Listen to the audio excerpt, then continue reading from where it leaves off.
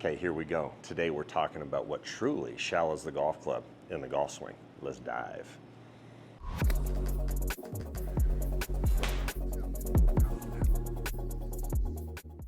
All right, so big deep dive today for sure. We're going to talk about rib cage, the scaps, the upper arms, humerus bones, and how that entire system really works together. And it's pretty fascinating too, because I mean, oftentimes when we're talking with the athletes and students and we're looking at the rib cage, most folks think the ribs are all kind of designed just in general the same, and they're not. We have upper ribs, we've got lower ribs, we have floating ribs, which is like, okay, it's a different look at just how the rib cage operates and what those ribs can do, like how they're designed, how they function. But then that really leaks into scapula, leaks into the upper arms. The shoulder complex is crazy. We've got 4 bones in there: the acromion, the humerus, the scap, and the clavicle, and how they interact with one another. So really, it's kind of a complex system if you're really looking at it like that. But what I'd love to do is really talk about, obviously, the golf swing in general, the shape that the golf club is where it should really move in space. But then at the same time, how does our body really support that? So if we just start with the rib cage here and looking at the differences really between the upper rib cage and the lower rib cage, and again, how that whole system, if you will, is designed, it starts to become really clear where lateral bend comes from, why the scaps move in space, where the golf club will move in space with all of that. So here we go.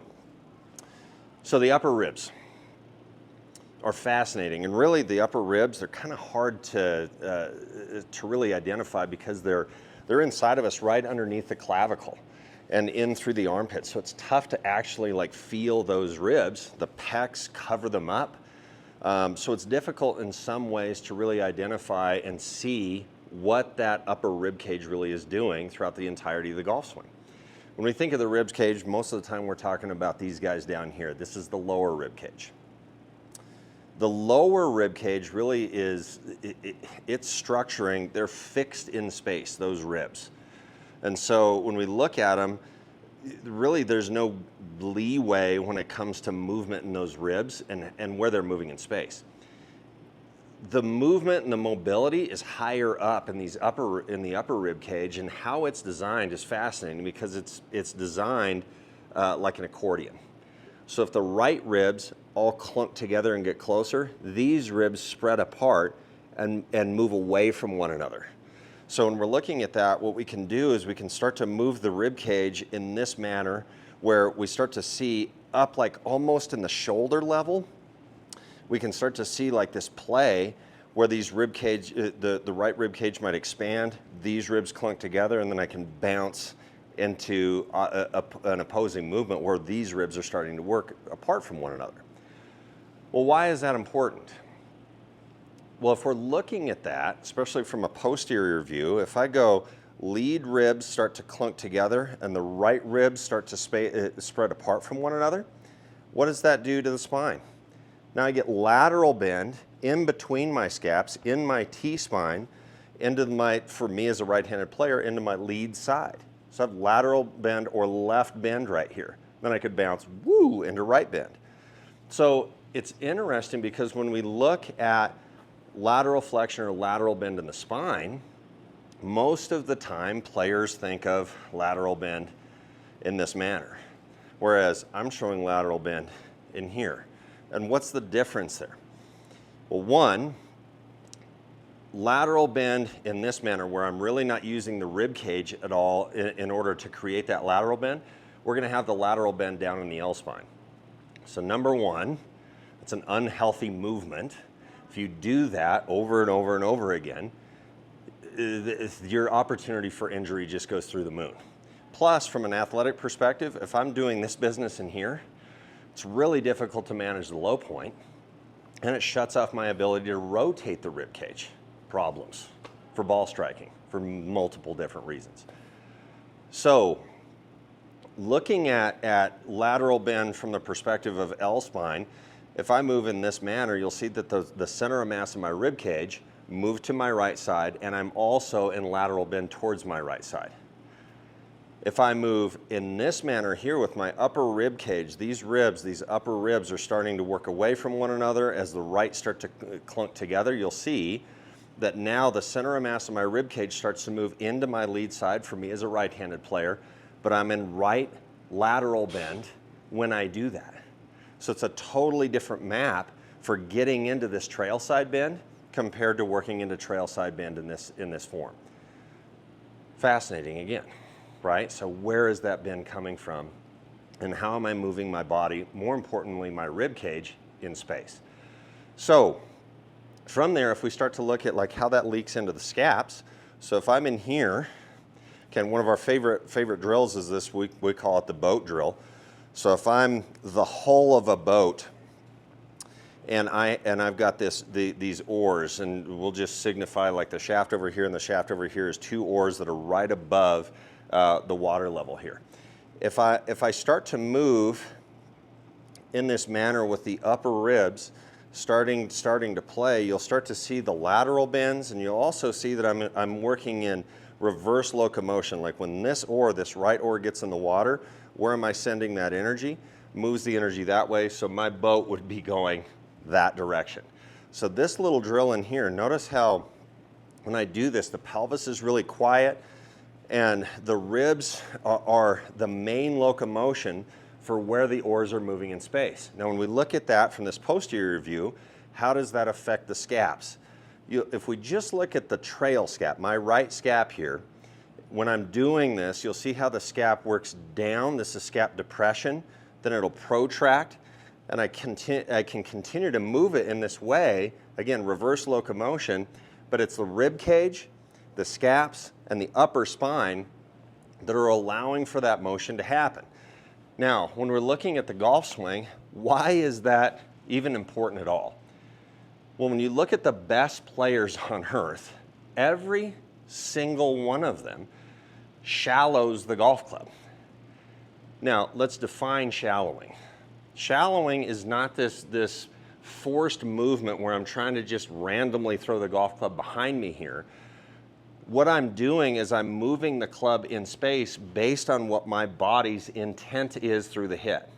So if we have an intention of moving the ribs and rotating the ribs through the strike here, well, where would the golf club need to move in space in order for me to do that?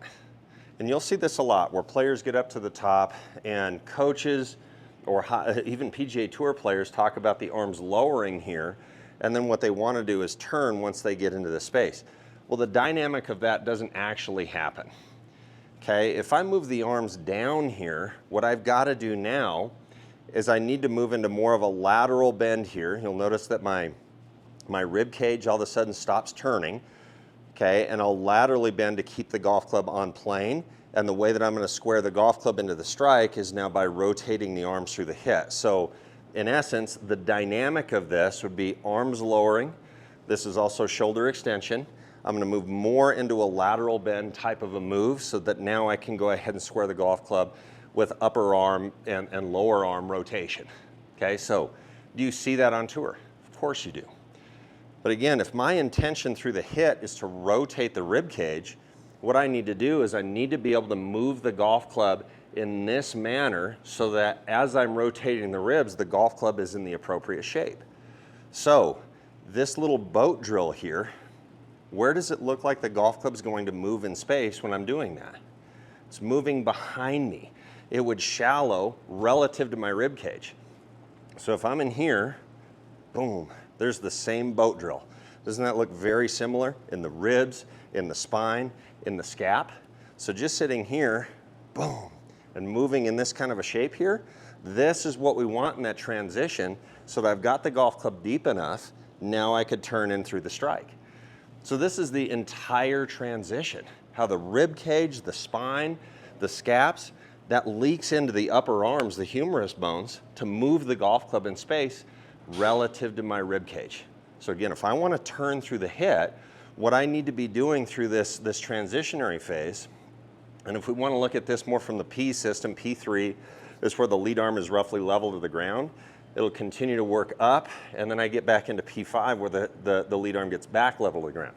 This is all transitionary time and transitionary space. So the look for players that I would prefer them to have in their mind's eye is that I'm moving the golf club in this shape so that now I can go ahead and rotate the ribs through the strike. So if I'm here to P3 and I feel this little shape in here, there's the ribs, the scaps, the spine. See how the upper arms move in space because of that intention? It's all proximal stuff, close to my center of mass. So if I'm in here, there's the transition. What can I do through the hit? I can continue to rotate the chest through the strike. Compare that to this idea of I get to the top and then lower the arms. See how there's no play in the ribs? There's no play in the scaps. All I'm doing is lowering these arms. I've got to, again, work into lateral bend. See how if I do this, it keeps the shaft on plane, and I could go ahead and approach the golf ball from the inside there. So this movement doesn't make sense if I want to turn at the same time. Because if I turn with that action, where does the golf club go? If I make this movement with the rib cage, the scaps, the upper arms, what can I do with the ribs? I can keep turning. See where that club is relative to me? And every single great player on earth does this. And it's easy to see as well. Just the eye test. Just the eye test of this. If you look at players, doesn't matter who it is, Scotty Scheffler, Joaquin Neiman, Tiger Woods, Jack Nicklaus, every high-level player, from the time that they are at, let's just say P2, where the shaft is level to the ground here, this is position 2, P2. Look at my shoulder axis here. See how open I am, or really to the target. I'd be fairly closed here with the shoulder axis, and the club's right in here. Now, once I get to P6, which is where the club gets back level to the ground, look at how much more open my shoulder axis is relative to the golf club. So every player on earth shallows the shaft plane relative to the shoulder axis, which the shoulder axis is super indicative of what the rib cage is doing. So high-level players, their intention is going to be to rotate through the hit. No matter what their mapping is, you see Justin Rose swing it up here, and he's like, okay, you just lower it down and then you turn. Well, he doesn't look like this at P6. He looks like that at P6. So he shallowed the golf club relative to his shoulder axis, or what his rib cage is doing. So again, this transitionary space, when looking at the scap, the upper ribs, the spine, that dynamic in this transitionary space is so important based on your intention of hit.